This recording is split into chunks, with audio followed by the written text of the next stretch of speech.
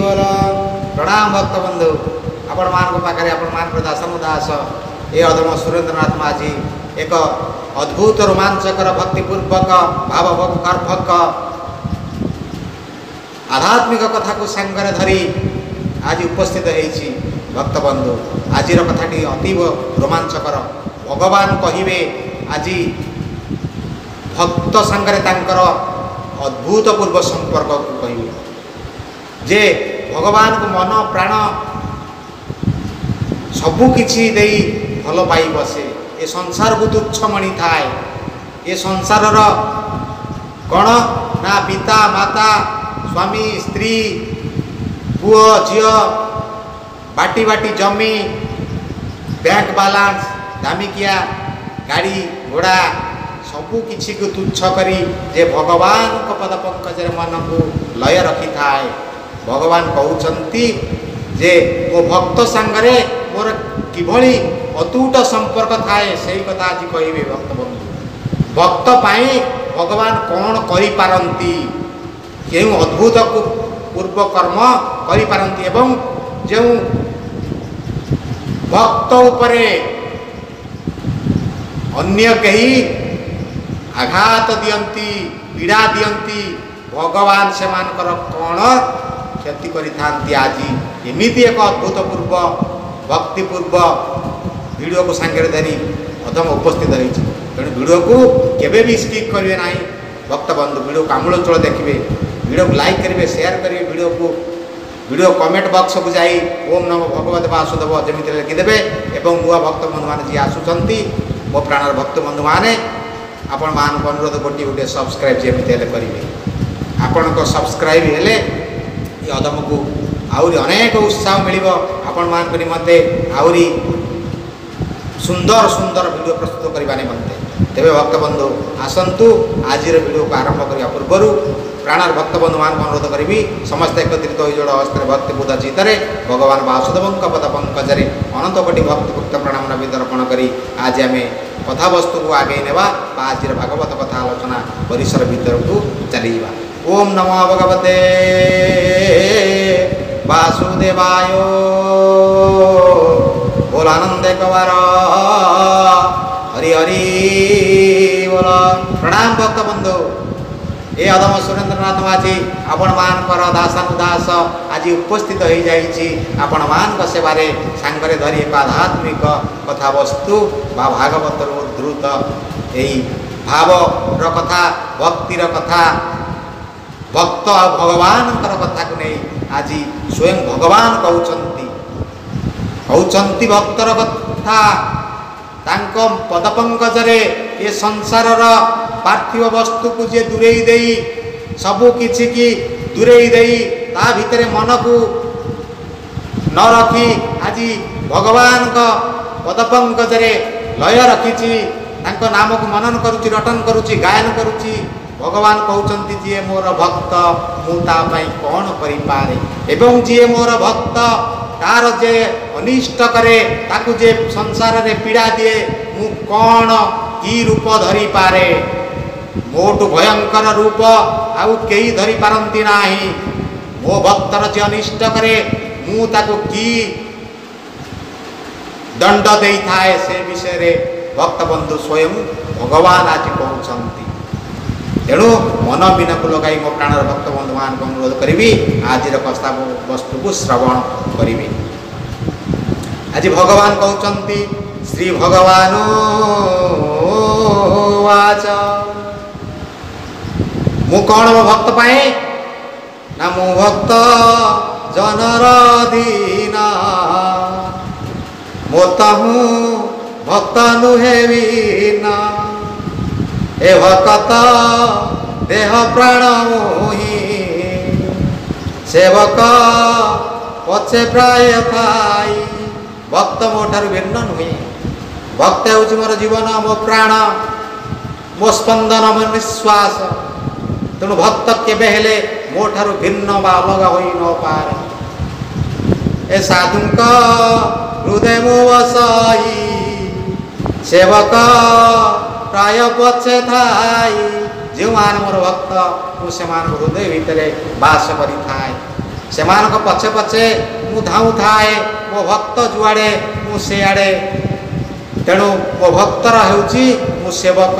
ଯେମିତି ସେବାକାରୀ ଲୋକଟିଏ ତାର ପ୍ରଭୁଙ୍କ ପାଇଁ, ତାର ରାଜାଙ୍କ ପାଇଁ, ତାର ମୁନିବ ପାଇଁ ସେବାକାରୀ ଯେମିତି ପଛେ ପଛେ ଥାଏ, ସେମିତି ମୋ ଭକ୍ତ ହେଉଛି ମୋର ମୁନିବ, ମୋ ଭକ୍ତ ହେଉଛି କ'ଣ ମୋର ରାଜା, ମୋ ଭକ୍ତ ହେଉଛି ମୋର ମାଲିକ।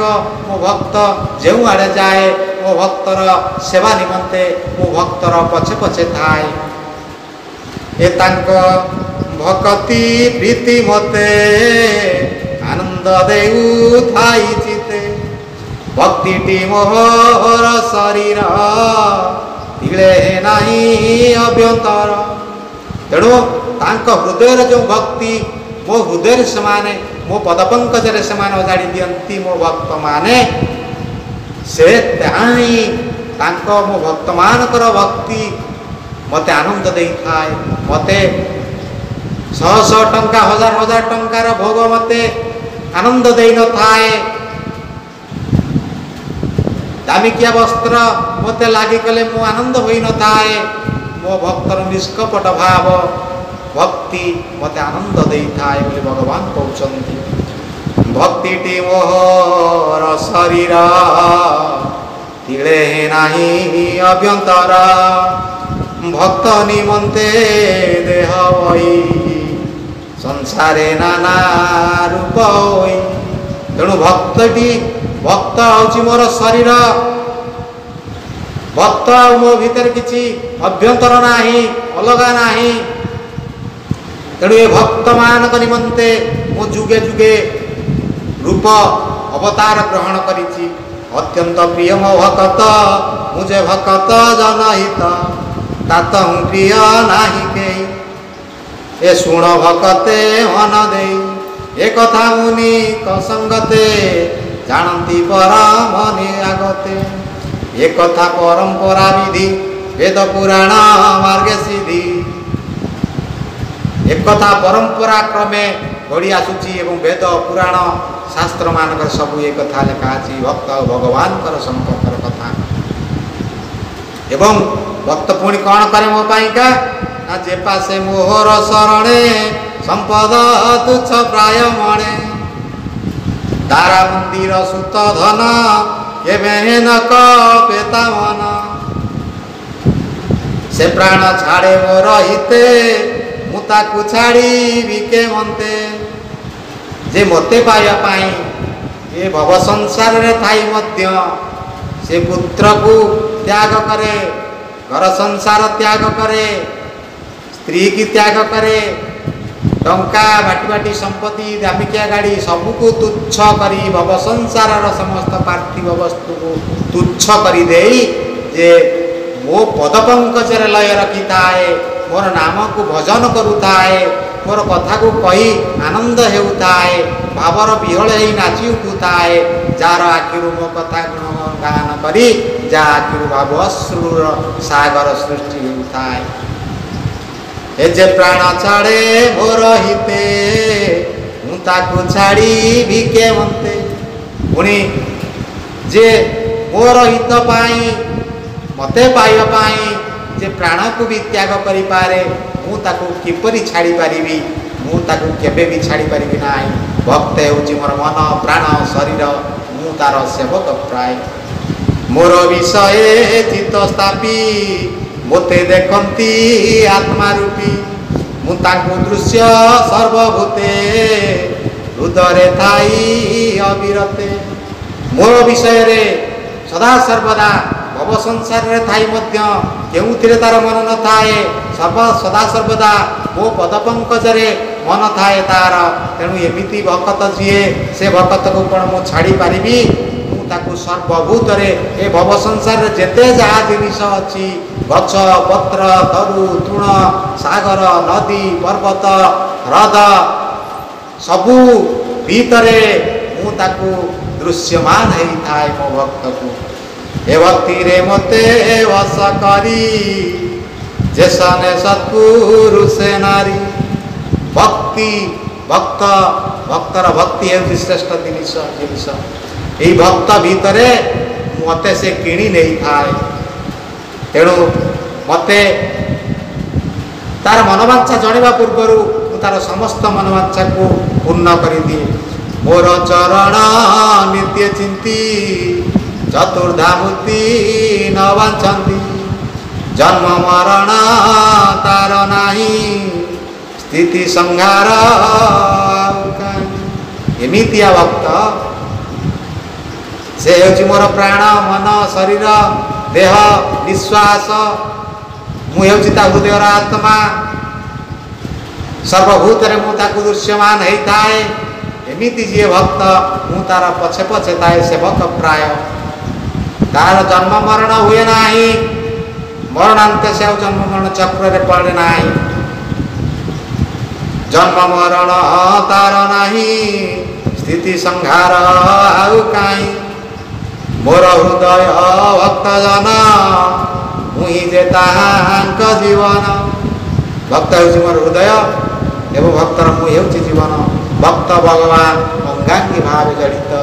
ଏକ ଯେମିତି ଗୋଟିଏ ମୁଦ୍ରାର ଦୁଇଟି ପାର୍ଶ୍ୱ, ଗୋଟିଏ ମଞ୍ଜିର ଦୁଇଟି ଫାଳ, ସେମିତି ଗୋଟାଏ ଫାଳ ହେଉଛି ଭକ୍ତ, ଗୋଟାଏ ଫାଳ ହେଉଛନ୍ତି ଭଗବାନ। ମୁଦ୍ରାର ଦୁଇଟି ପାର୍ଶ୍ୱ, ଗୋଟିଏ ହେଉଛନ୍ତି ଭକ୍ତ, ଗୋଟିଏ ପାର୍ଶ୍ୱ ହେଉଛନ୍ତି ଭଗବାନ। ତେଣୁ ଏକ ଆଉ ଅଭିନ୍ନ, ଏକ ବ୍ରହ୍ମ ଦ୍ୱିତୀୟ ନାସ୍ତି। ତେଣୁ ଭଗବାନ କହୁଛନ୍ତି ଭକ୍ତ ହେଉଛି ମୋର ମନ ପ୍ରାଣ ଦେହ ଶରୀର, ମୁଁ ତାର ହେଉଛି ଜୀବନ, ସେ ମୋର ଜୀବନ। ଏ ମୋତ ମୁଁ ନ ଜାଣନ୍ତି ଆନ ମୁଁ ତାଙ୍କ ପ୍ରିୟ ଇଷ୍ଟ ଧନ। ମୋ ବ୍ୟତୀତ ଆଉ ସେ କିଛି ଜାଣନ୍ତି ନାହିଁ। ଏ ଭବ ସଂସାରରେ ଆଉ କିଛି ନାହିଁ, କିଛି ନାହିଁ, କିଛି ନାହିଁ। ଶ୍ରୀମଦ୍ ଭଗବତ ଗୀତାରେ ଯେଉଁ କଥା ଭଗବାନ କହିଛନ୍ତି ସର୍ବକାରଣ ତତ୍ତ୍ୱକୁ ଯେପରି ଭାବରେ ବଖାଣିଛନ୍ତି ଅର୍ଜୁନଙ୍କ ପାଖରେ। ସର୍ବଜଗତର ମୁଁ ପରିପୂର୍ଣ୍ଣ। ତେଣୁ ଏ କଥା ଯେଉଁ ଭକ୍ତ ଭାବିଥାଏ ସର୍ବଜଗତର ସର୍ବପାର୍ଥିବ ବସ୍ତୁରେ ମୁଁ ସେମାନଙ୍କୁ ଦର୍ଶନ ଦେଇଥାଏ। ତେଣୁ ମୋ ଭକ୍ତ ଠାରୁ ପ୍ରିୟ ଆଉ କେହି ନୁହେଁ। ମୋ ଭକ୍ତର ଭକ୍ତି ମୋତେ ଆନନ୍ଦ ଦେଇଥାଏ, ଆଉ କୌଣସି ଜିନିଷ ମୋତେ ଆନନ୍ଦ ଦେଇନଥାଏ। ମୋର ହୃଦୟ ଭକ୍ତ ଜନ ମୁହିଁ ଯେ ତାହାଙ୍କ ଜୀବନ। ମୁଁ ତ ନ ଜାଣନ୍ତି ଆନ ମୁଁ ତାଙ୍କ ପ୍ରିୟ ଇଷ୍ଟ ଧନ। ତେଣୁ ଭକ୍ତ ବନ୍ଧୁ ଏଇଠି ଶେଷ ହେଇଛି ଭଗବାନ ଆଉ ଭକ୍ତ ମଧ୍ୟରେ ସମ୍ପର୍କର କଥା। ଆଉ ଏ ଭକ୍ତମାନଙ୍କୁ ଯିଏ ପୀଡ଼ା ଦିଅନ୍ତି ଭଗବାନ କୌଣସି ପ୍ରକାର ସେମାନଙ୍କୁ କ୍ଷମା କରନ୍ତି ନାହିଁ। ଯିଏ ଭଗବାନଙ୍କର ପରମ ଭକ୍ତମାନଙ୍କୁ ଯିଏ ପୀଡ଼ା ଦିଅନ୍ତି ସେ ପାପୀ ମୂଢ଼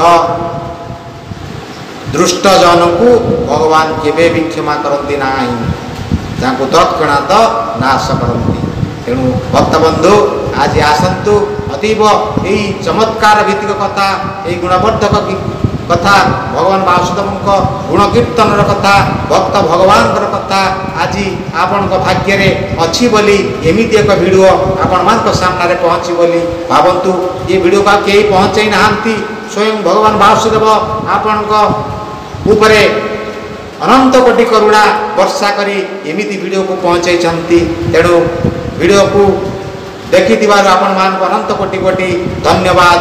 ଏବଂ ଆସନ୍ତୁ ଶେଷରେ ମୋ ପ୍ରାଣର ଭକ୍ତବନ୍ଧୁମାନେ ମୋ ଭଗବାନ ବାସୁଦେବଙ୍କୁ ପଦପଙ୍କଜରେ ଅନନ୍ତ କୋଟି ଭକ୍ତିଭୁକ୍ତ ଧନ୍ୟବାଦ ଜ୍ଞାପନ କରି ଭୂମିଷ୍ଠ ପ୍ରଣାମ ପ୍ରଦାନ କରି ଆଜି ଏଇଠାରେ ଶେଷ କରିବା ଆଜିର ଆଧ୍ୟାତ୍ମିକ କଥା ବା ଭାଗବତ କଥା ଆଲୋଚନା। ଓମ୍ ନମଃ ଭଗବତେ ବାସୁଦେବାୟ। ବୋଲାନନ୍ଦେ କବର ହରି ହରି।